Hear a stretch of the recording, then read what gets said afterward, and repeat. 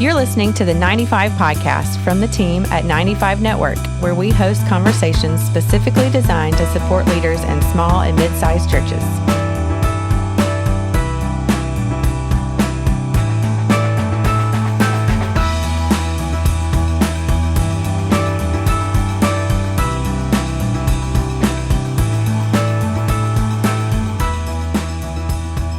Hey, everybody. Welcome back to the 95 Podcast. This is Dale Sellers, Executive Director of 95 Network. And once again, I'm so excited to hang out with a friend. As I've had a few back-to-back friend podcasts lately. I like to do that from time to time just to kind of keep up with what's going on with folks. Today, I got Matt Wilson from Compassion International. Many of you know Compassion is a sponsor of our Soul Care Essentials Conference, and we've actually signed up to do it again for another year, and we'll talk about that in a little bit.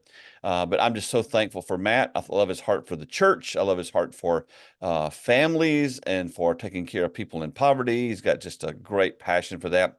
And his passion for pastors. And so we're going to kind of talk through some of that today. Matt, how are you doing? Thanks for joining me today. Dale, it's great to be here. So excited to walk this journey for another year with you and just be part of Soul Care Essentials and the 95 Network and everything that you've got going on. So it's an honor to be here with you, Dale. Well, you see, if you're watching the YouTube version of the podcast, that I'm wearing my Compassion shirt today.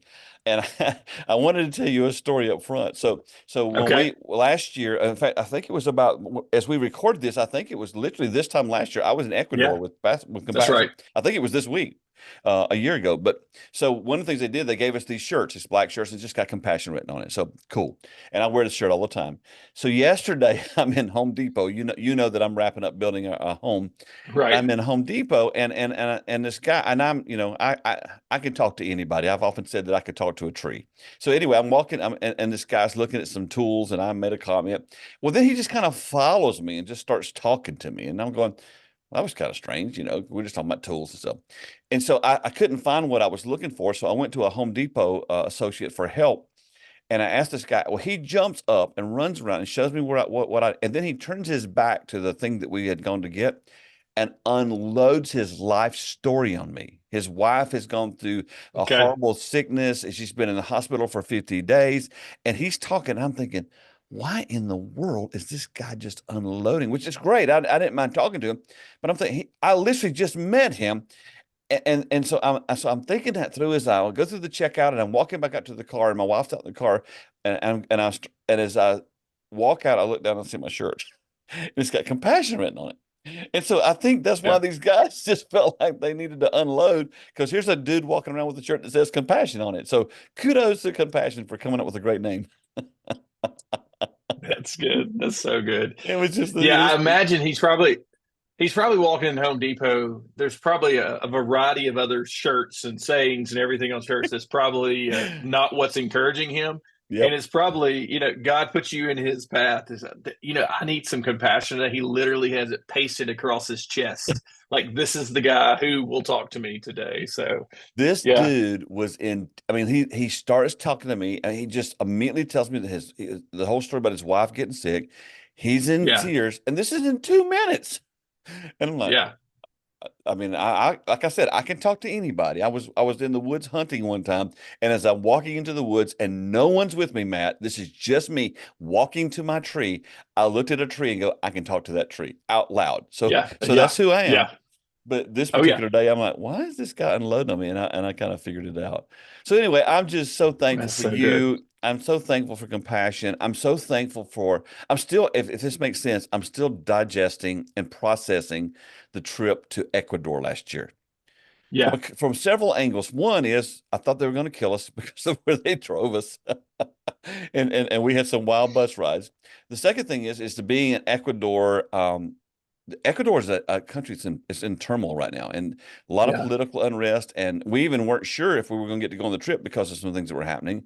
And it's gotten worse in some ways since then. But then I got to go to the place where Jim Elliott and those guys, I literally stood on the beach where they passed away. And so I'm still kind of processing, why, God, did you put me there at this time? And honestly, I want to be really honest with you. I'm still processing why Compassion wants to help 95 Network do soul care. Well, dive into there's a lot to that statement. All of those things, Dale. I think for one thing, just talking about compassion, Dale, I say this often, is that I have the opportunity to go into some of the worst, craziest places in the world. Mm-hmm. But as you know, you find and you meet the best people there. And what so in the midst of chaos, and I would say this, it's amazing to think about the children, the families, the mamas, the babies, these dads who are trying to hold their families together, who are trying to operate in the middle of that chaos, who live in that on a daily basis. It's an amazing thing. But again, the power of this is, and we talk about this often, is that the church is in the middle of all of that. That's the beautiful thing about the kingdom and how God has ordained the church to be the light in that area.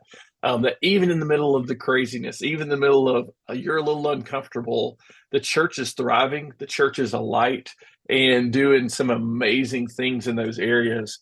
Dale, earlier this year, I've been to a lot of countries around the world. I've been to a lot of our frontline church partners, those ones who are in the middle, that light and darkness there. Mm-hmm. And we were in Brazil. So we flew a little further than y'all did to go to Ecuador. We're down there, and I met a couple small children. These weren't teenagers or whatever. These were small kids. One who had lost an eye because someone had come into their home trying to find a family member, and a bullet had come off, had broken, and she lost her eye over it. And I was broken over that, just to think about, man, our kids are living in the middle of this. And then I also met another girl who had lost for the same story because of all the gang violence and things like that had happened to this little girl, and lost the use of one of her arms. And I was just reminded of we talk about, compassion helps kids, and it's 2.3 million children around the world we have all these numbers. I just think about these kids and the reality of their life. But Dale, they weren't sad and moping around about it. They were at this church. They were at this church, and they were kids. Happy to be alive. They were happy, and they had joy in their hearts.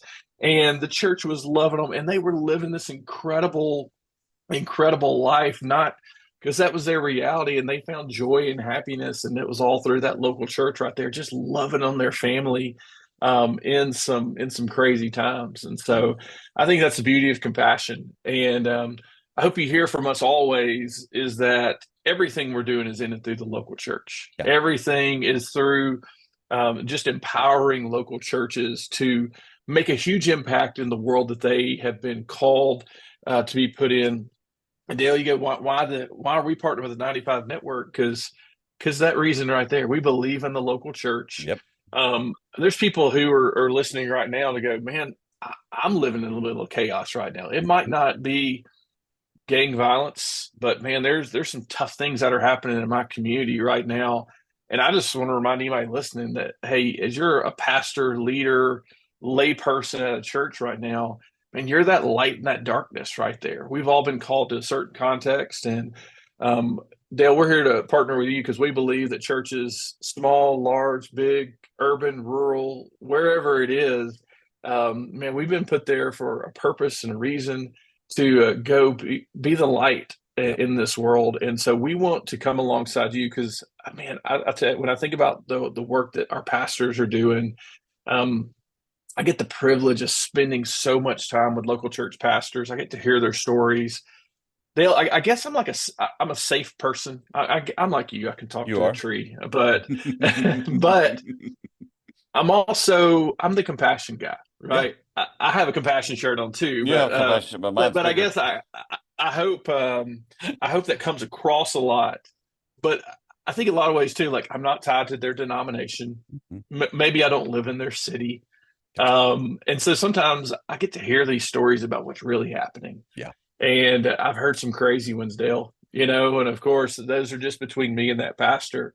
But I want to be that safe, compassionate person in that space. Yeah. And so just because of the hundreds or thousands of stories that we've heard of pastors and all they're going through, like, we just appreciate all you're doing. I just want to take a second to honor you for all that you're doing to focus on soul care and loving on pastors, because we know if the pastor and the leader is not healthy, that church is never going to be strong and be that light in those communities. And so, could really go on for a long time about that. But that's the short answer. Hey, that's why we're here. That's why we're saying, hey, let's work together to make a big difference I have in a this world together. great story for you. You know that Gina and I have been building a new home over the past few Yes. months, and we when I say we've been building it, we've been building it. I didn't I intend to do know. that. Yeah. Yeah. Didn't intend to do that. That wasn't the plan, but as it worked out, that's what has had to happen. And so we've been working day in and day out trying to get this house done. And as we record, we literally going to move 2 weeks from today as we record. So by the time this podcast goes, we will have moved.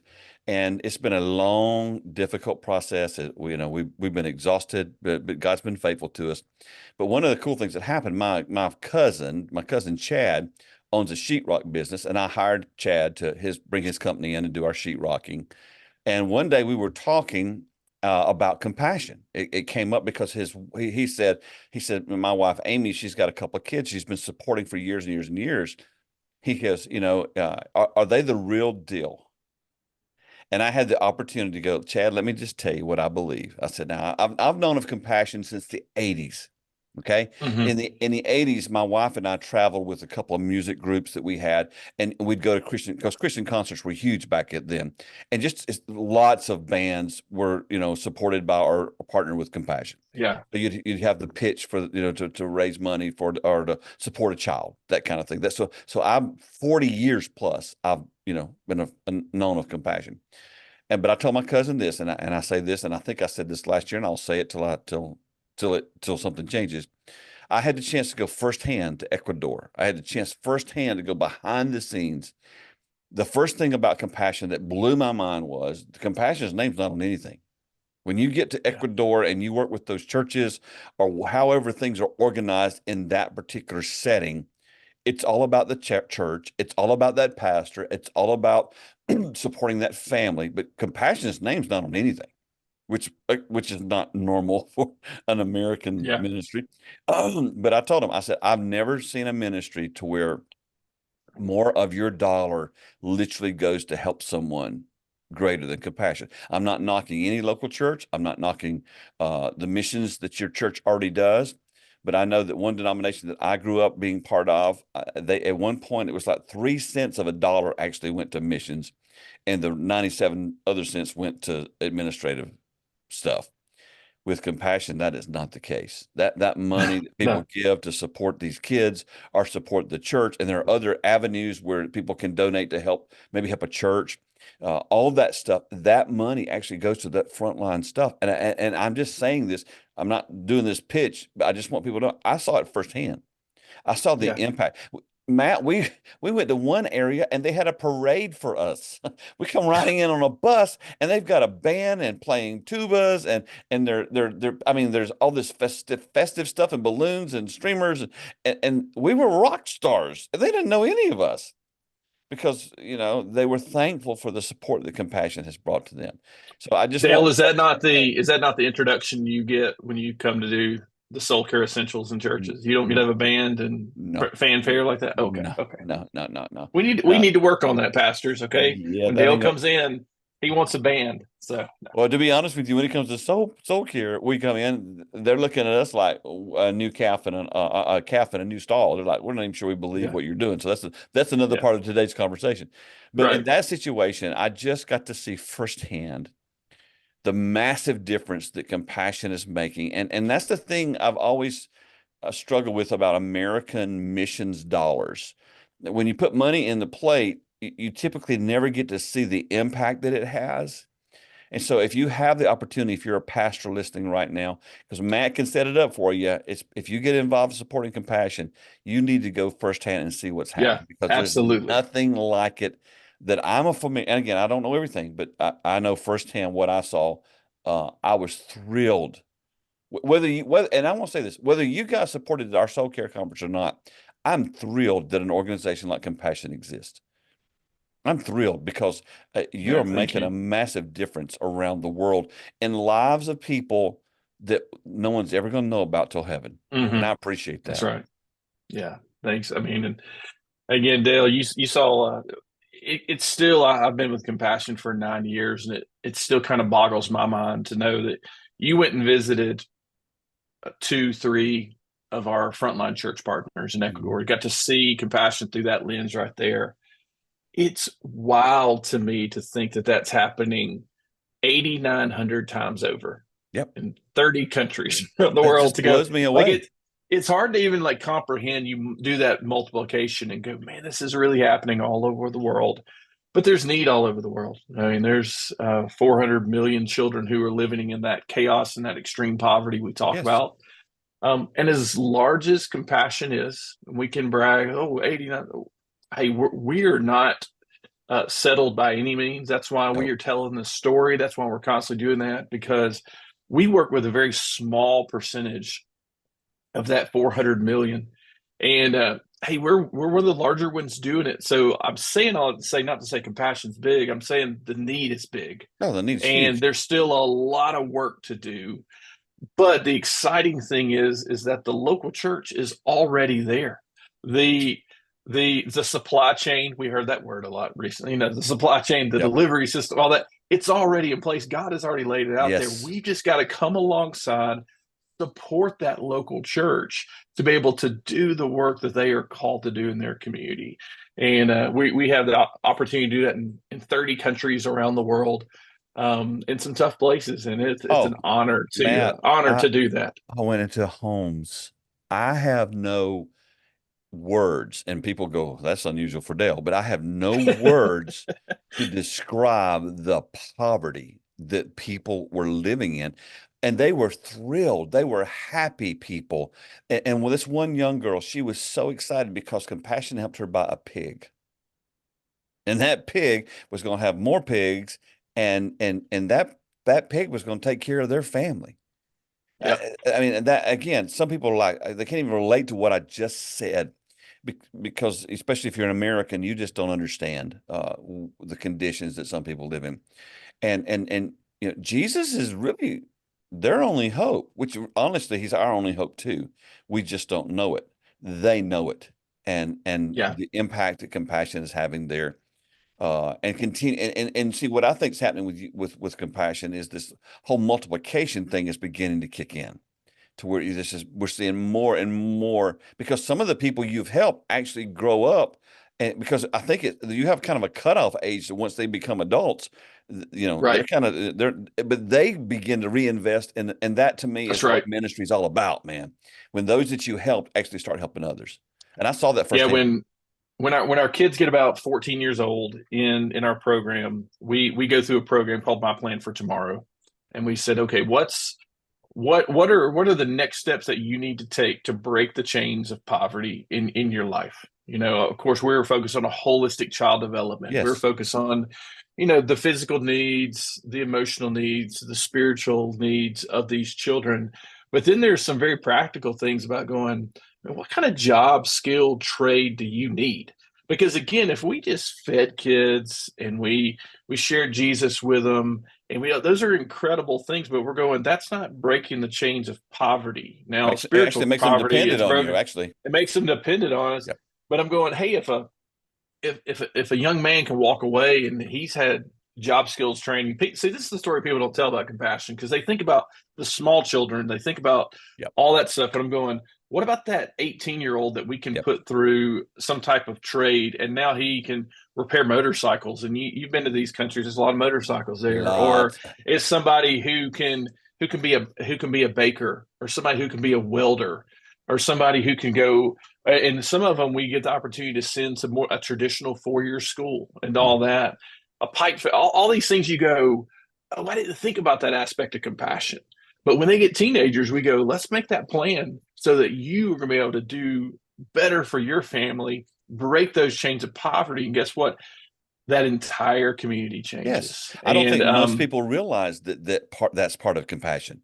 I think because for so long it's been, you go to a concert, you get a picture of a kid, support the kid. And that's why my cousin brought the conversation up. He was like, okay, so Amy's like, well, what do we do? What happens beyond? Well, I need you to know, Amy, that you supported that child and you help, but they have a process, an educational process, a vocational process, a skill process to help that child become a flourishing adult who turns around and helps people, It's an amazing process. Yeah, it's incredible to see. I've been able to meet in some week our alumni, the ones who've come out of there, just some of the amazing things that they're doing within their countries, and people who are in parliament positions in their countries, and just to think about those were the children that were in those same types of homes that you walked into, and just to think about the impact that they're making. And here's what I would say, and we won't get into politics, but I'm going like, if you came from that area, you have a different mindset of really how to help everyone in your country and everyone in the community. And just the reality of that. And so we've seen some incredible things and incredible stories coming out of that. So so we're super excited. Utter poverty, because poverty is, and you guys are clear about this, poverty is a spirit. And it affects you, and you've got to break that stronghold over your life. It's not just a situation you're in; it's a mindset. Yeah, and we talk about that a lot. We're going, we're not trying to take kids out of poverty. We're trying to take poverty out of kids, because again, it's a mindset and what we're doing. And again, if we can help break that, one of the things that you mentioned, you probably saw too, is there's a couple kinds of poverty. There's physical poverty, and that's probably the thing that we think about the most. But the thing that we see more often in these areas is that, man, there's also spiritual poverty.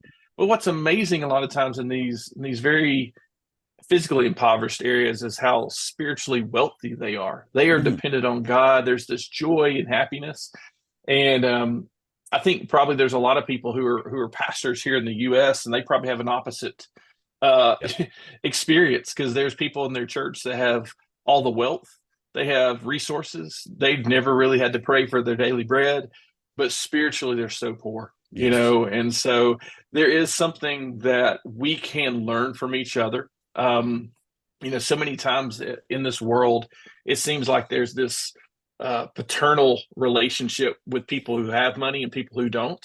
But I think as the church, as God has put us together, there's so much that we can learn from each other.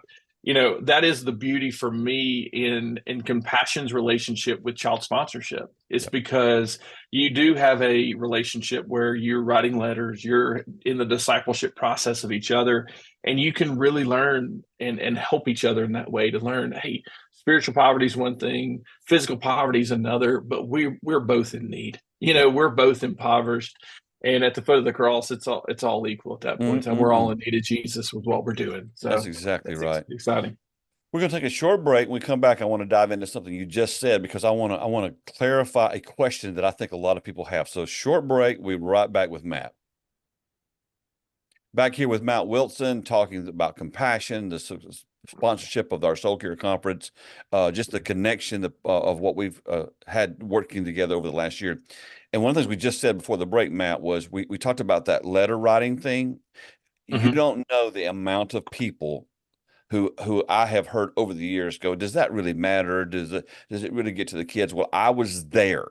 I saw the difference that it makes when the sponsoring family actually does that communication. It means the world to those kids.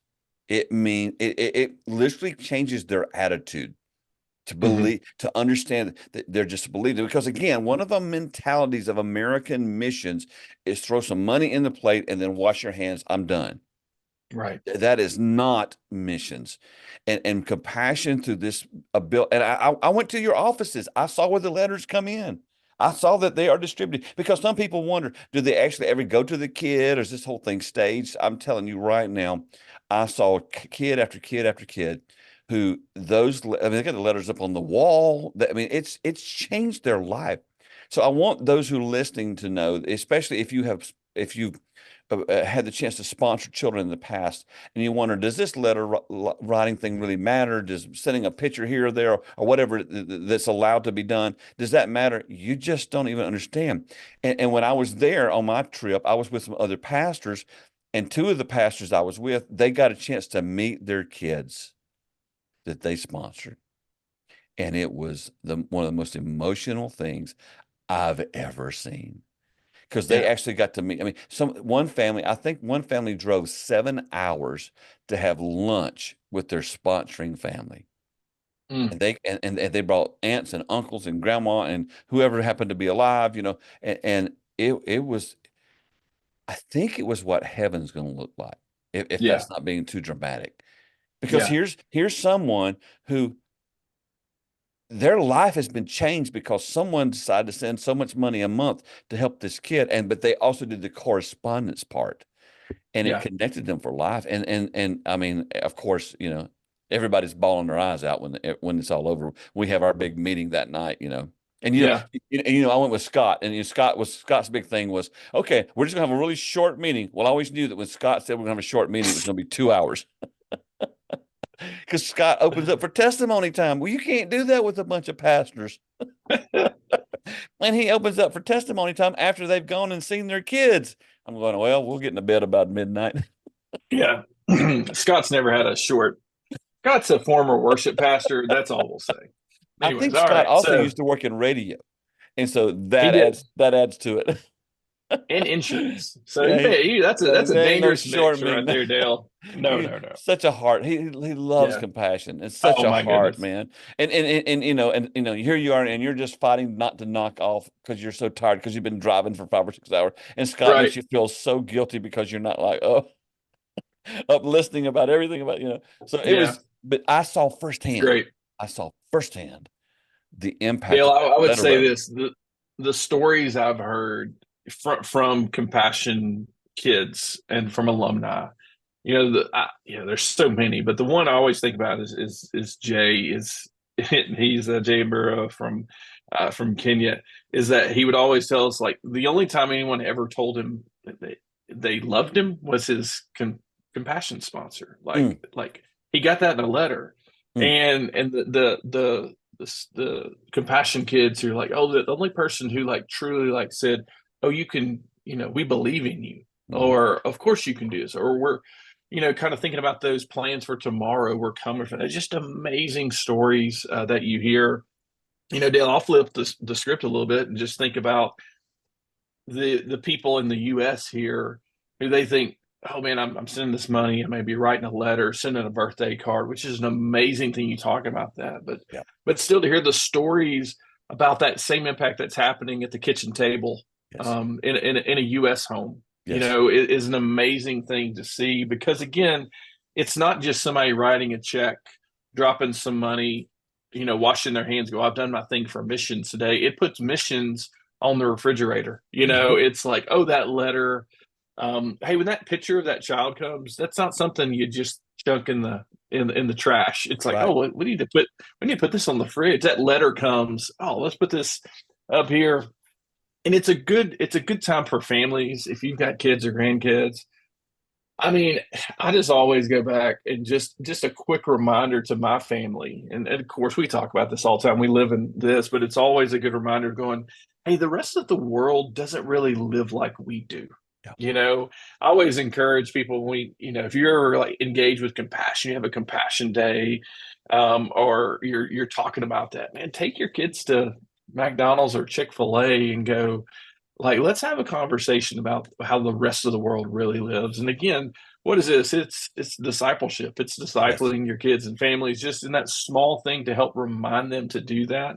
But also, it's been amazing to hear the stories of like how people were encouraged of the faith and just this incredible relationship with God that these children and families have in these tough times. And it just inspired these families to go, man, this is so much more than just sending a few bucks to help out with food. Man, this is part of like my discipleship process. And I want pastors to hear that too, is going like, this is part of the discipleship process. Yes, it's part of missions, but it's also part of the discipleship process of your church, if you use it in that way, and to do that. I always get this, Dale, man, every time we start talking about this, people like come up to me like almost with this guilt-ridden look on their face going, I haven't read my kid in like a year and a half. Yeah. And I want to take that off of you. And here's what I encourage. Hey, do it today. Don't use this. use this podcast as going, you know what? Hey, during lunch today, I'm going to do that. I'll brag on the Compassion IT people. They make it so easy. You don't Yes. literally have to even write a physical letter. You can log in online. You can write it. If you're a Compassion sponsor and you don't have the Compassion app, I'd encourage you to download it today. That has been one of the best things our team has put together, because you can pick out some cool letterhead that kids would love. If you've got little ones, you can send them coloring sheets. You can just write a little note to them. And Dale, here's what I would say. If you do it through the app, they get that letter so fast. Like, Yes. it's amazing, because again, we're using digital things, so you can send it.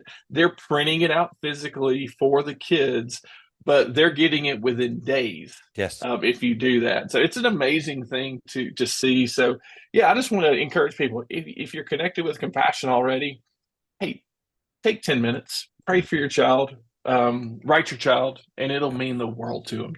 I want people to know. So I literally saw this. So like if you use the app, and let's say you have a child in the jungle of where I went to, where the Elliots, where those guys passed away.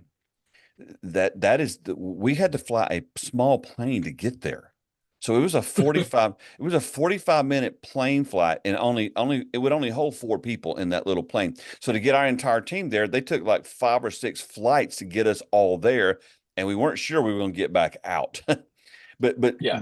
So if you send like he just said, like Matt just said, if you send an email or you do the app and you send a letter, it goes to the office, the central office where the planes took off from. And they print that stuff out. And so it's going to get there within a few days. But I want you to know it gets there, because this is one of the priorities. It's one of the passions of Compassion, is to get it to these kids. And again, I just have no way to describe to you the utter jungle life that some of these kids are living in. And they don't know. We mentioned McDonald's or Chick-fil-A. They don't know what that is. And I know that Americans are appalled. Probably people just drove out in the ditch, because there are kids that exist in the world that don't know about Chick-fil-A, but there are. And it's just our promise to our kids, and I hope it's the promise we can give to children across the world. It's not just Compassion Kids. It's something I'm passionate about. It's look, if I'm working with the teenagers at my church here in Birmingham, Alabama, I go, let's always remember this as I'm talking to parents and volunteers, is to go, we want all children to be known. We want all children to be loved. We want all children to be connected, and we want all children to be protected. And so you think about all the things that we have in place: known, loved, connected, and protected. Dale, all the things that you've seen, all the things that the pieces of Compassion are all building around that. We want to, man, a kid who's getting a letter from halfway across the world, they feel known, loved, connected, and protected. When with that piece of paper, it shows that. The things that we have in place, the people who are loving on those children through that church, make them feel known, loved, protected, and connected. And so everything that we're doing, that's how we want people to feel. And I would encourage people, if you're a pastor, a lay person at church, like that's the kind of attitude and love we want to show, to everyone who's coming in connection with us. And so especially when you're in Home Depot and you have Compassion across your chest, when people come up to you, I know you made him feel known, loved, and connected. So it was good. Yep. Yeah, it was pretty amazing. Before we run out of time, I want to make sure that we highlight. So when we began our relationship together last year, I was like, I don't understand, why would Compassion want to support 95 Network and specifically the Soul Care Essentials Conference? Because you guys don't really tie a whole lot of, well, y'all need to do this if we're going to do this. You just wanted to help churches. What was the heart behind that? Well, Dale, we know that if again, we're called to release children from poverty in Jesus' name, and you've heard us talk about that often. We're always going to bring that up first. But we know that only happens when the church is healthy. And that it's got to be healthy in our countries where the program is happening. It's got to be healthy everywhere. And when the church is thriving and healthy and has vision, we can do those things where we can go release children from poverty in Jesus' name. Again, it's a mandate that we have in Scripture. Look, there's no mandate to work with compassion, but there's definitely a mandate to help the poor and to go to the nations and to do that. And so when we started to see more and more of the people who we love dearly, and that is a local church pastor who are just struggling in great ways. The other thing that we started to see was, man, small church pastors that maybe not have the mega budgets. And man, pastor, if I talked to a smaller church pastor yesterday, close friend, and just talking and just trying to encourage him, because I know that he's got to make sure that the chairs are set up the right way. Yep. And that the bills got paid, and then, oh yeah, I've got to preach on Sunday, and I've got to do and all that. I know that's so tough. And so we just want to make sure that we are helping provide all that your pastors need, all that pastors need. And if it's just a moment, if it's a day for them to like breathe, relax, take care of themselves, focus on the things that are going to make them healthy so that their church can be healthy, man, we want to come alongside you and invest in that to help make that happen. Dale, if you combine all the minutes together, this is about as much as we talk about compassion and all of this. We want to come alongside you and go, hey, we want you to be healthy. We want your church to be healthy. Oh, of course, you want to go into the world. We make it super easy on churches to do that. Yep. It really is plug and play. And so again, that's another way that I know internally with our team, when I look and go, we're making this too difficult for churches and pastors. Like I always have to champion that and go, no. We want them to be able to push the easy button and work with us. And so, because we've made that promise to churches that we can do that. Need to be able to super push excited to be part of that. That's right. Well, one of the things we are doing together, we're literally doing a conference together in Colorado Springs. I realize that most of, the listeners that are listening now probably aren't in that area, but we are doing a conference together on the 19th of September. Can you kind of talk about what your hope is for that conference? Yeah, I mean, Dale, that's you've got such a strong presence in the East Coast, and obviously our headquarters is in Colorado Springs. Most of our staff are regional, like a lot of national, international organizations. We've got people all over, but you do have to have a hub. And man, we've got a great home, and we'd love for pastors to come out to the home. We'd love to host you well. And to do that, we wanted to also, Dale, just help you expand your reach too, and to come. And so we've got people right now who are out there inviting anyone within the compassion ecosystem that could drive to Colorado Springs to come to join us.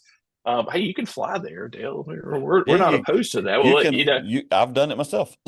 If you tell me you're flying out there, we'll take good care of you. I promise. And to do that. But we just wanted to come in, host it. We're gonna try to make it the best soul care essentials we can. We want you to come. We're gonna learn a little bit about compassion. About it, because at the end of it, we're going to play Top Golf. That's right. Yeah, I mean, might as well go play a little bit while we're there, and to do that. So yeah, we're just excited to host you, any pastors who want to come out and join us, and to do that. Here's the thing. I mean, if it's just a handful of us who get to spend the day together, love on each other, pray for each other, encourage one another, laugh together, cry together, all those things. Yeah, we want to do that and just host everyone well and to do that. So it's an honor if any pastors say yes to that, to come out and join us. So. Well, I have a 95 Network teammate, Jason Allison, who is also part of Converge Mid-Atlantic, and he's been doing a lot of Soul Care Essentials conferences as well as I have. And man, the impact we hear, it's very unusual, Matt, but we hear the same response every time about the conference, which is that's unique to me, that people literally, I mean, it's like they record what you heard about the last conference and they say it about this, and it doesn't matter whether I'm doing it or Jason's doing it. But the thing they love about it is the fact that it's very practical. Most pastors, a lot of the things we learn are more spiritual disciplines, that kind of thing. This is more practical stuff, just stuff that's going on inside your own heart, inside your relationships. It's a short conference. It's only from 9 to 12:30. And so we do that intentionally because pastors are so busy. But it's been very impactful. We're really excited about the impact of this conference. We've been doing it now for well over almost 2 years, and so we're excited about doing it in Colorado Springs, and we're thankful for you guys because you help make it possible.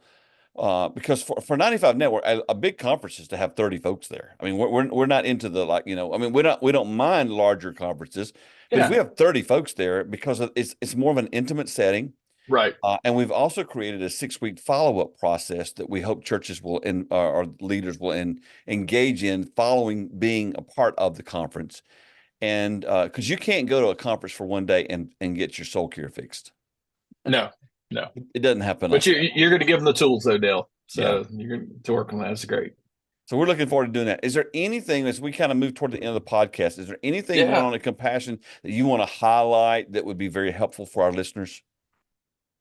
Dale, I just ask you, there's a handful of things that I know we're focused on in this next season, just that are maybe when you think Compassion, it's not the first thing that comes to your mind, but we are actively working on just a few prayer points. And you might hear this and go, man, I want to be part of that. Mm-hmm. Hey, first be praying about the global food crisis. I mean, that's something that we've been talking about for a while. I mean, always, bring up Chick-fil-A again. I know I can't get out of Chick-fil-A very cheap feeding my family. And if you're living in extreme poverty, the food prices have risen everywhere, and it doesn't matter where you live. And so imagine if you're really struggling in extreme poverty, when food prices have come up that much, distribution is struggling, climate issue, all these things have really led where there's a lot of people struggling, and they went from eating, maybe still having to choose like what meals I can eat every 2 days. It's crazy. And so I know that's been a big thing that Compassion has been focused on, just because we want to serve these kids well. Now, that's one thing that you probably saw as well, Dale, is like, we talk about the kids, but really with every kid, there's 8 other people who are tied to their family. And so at Compassion, we're not just feeding the child and sending them home. We're now helping feed that family, building some resiliency. I saw it firsthand. And so obviously that's something that is we're having to focus on, because it's a need, and you don't overlook that and to do that. And the other thing, Dale, is just to pray for is something we have. It's called the Child Survival Program. And child mortality and mother's mortality rates through childbirth are just staggering in some of the places we're in. And it doesn't have to be. Yeah. It is small things that we can do in communities so that children can have a healthy birth. They can thrive in those areas. And what's amazing is that in these areas, again, because we all believe that life begins, the moment that child is in mama's womb. And so we start working with pregnant mamas in these areas, and we want them to have a great pregnancy. We want them to be healthy. We want to make sure they have all the education, physical things that they need. We want them to have a healthy birth, and we want that child because the first year of the child's life, is so important. So that 2 years right there, we're just super focused on there. Here's the amazing thing. Most people think of Compassion, it's a bunch of kids coming to the church, and it's a beautiful thing. Mm-hmm. Well, those are 2 unique years in a mom and baby's life. And what we have teed up is that the church is actually able to go to the homes and to serve these moms and these babies during this time. And Dale, we could spend a couple hours just going through the data of how successful that is. Yes. And it is staggering of just what a low cost it is as well to be able to do that. We call that our survival program. And we are just focused on that because, again, we want children to start well. And we talk about, ending well, but starting well. The other thing is, we're launching in 4 new countries around the world. Currently have launched. Looks a little different in every area. 2 new countries in Africa, 2 new countries in Asia that we're expanding to. And we are super excited about that.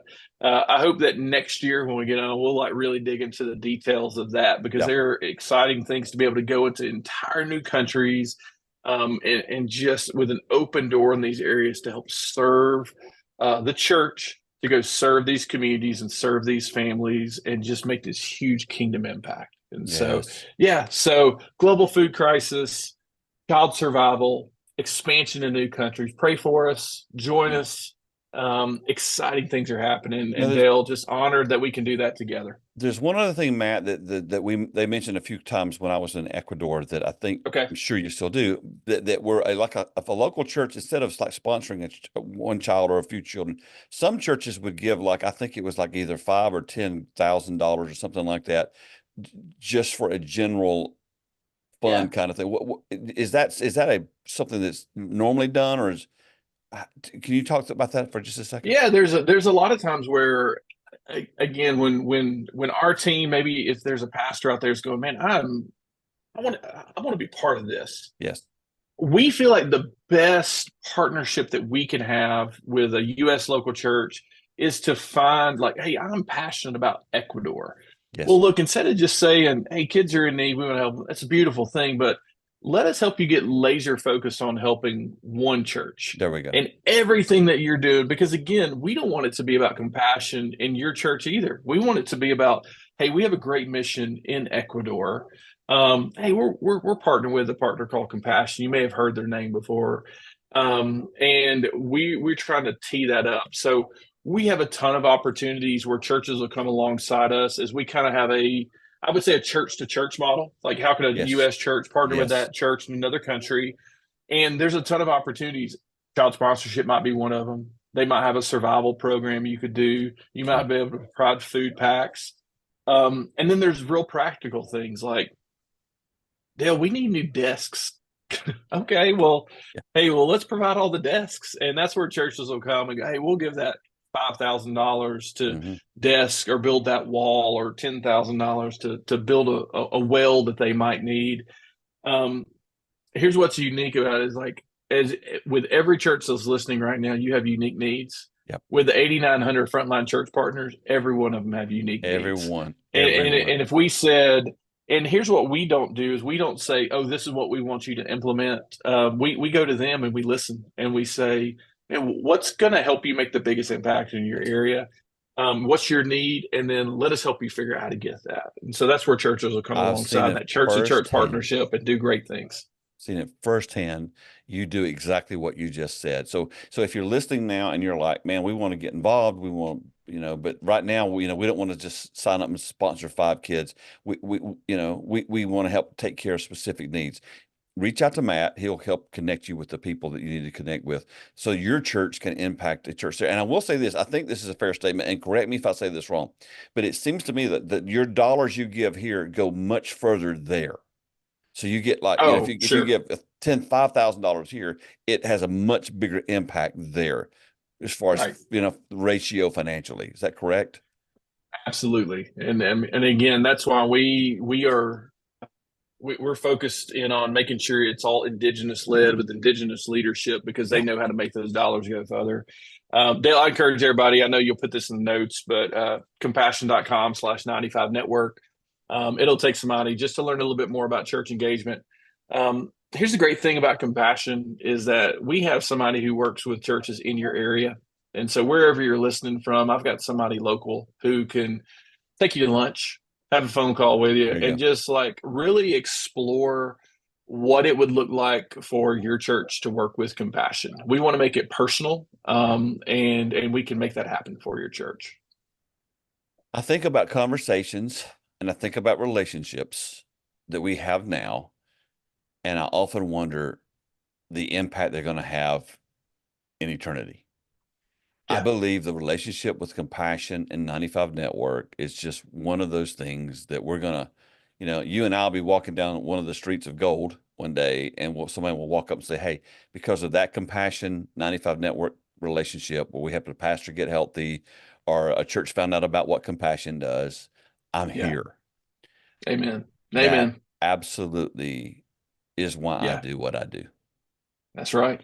It's why I do what I do. That's exciting to think about, and just that we get to play a part in that is such an honor, and that is that's something that I know within our team. I know that's something that anytime we're together, always in prayer, always just thank God that we just get to play a small part in this. And it's an honor to play that. Well, thank you for being a sponsor of our Soul Care Conference. Thank you for who you are and for what you do in your ministry.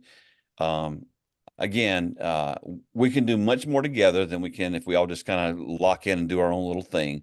And it's really cool to work with folks like you guys. And we are very thankful for you. Appreciate you taking the time to be on the podcast today. And I will put your email and all the links and things like that in the show notes. But just thank you, Matt, for who you are and for what you do. And thank you for supporting 95 Network. Great. Thank you, Dale. Great to be here. Thanks for listening to the 95 Podcast. We look forward to sharing another episode with you next week. In the meantime, visit our website at 95network.org. The website is loaded with great resources created for small and mid-sized church leaders. Until next time, have a great week.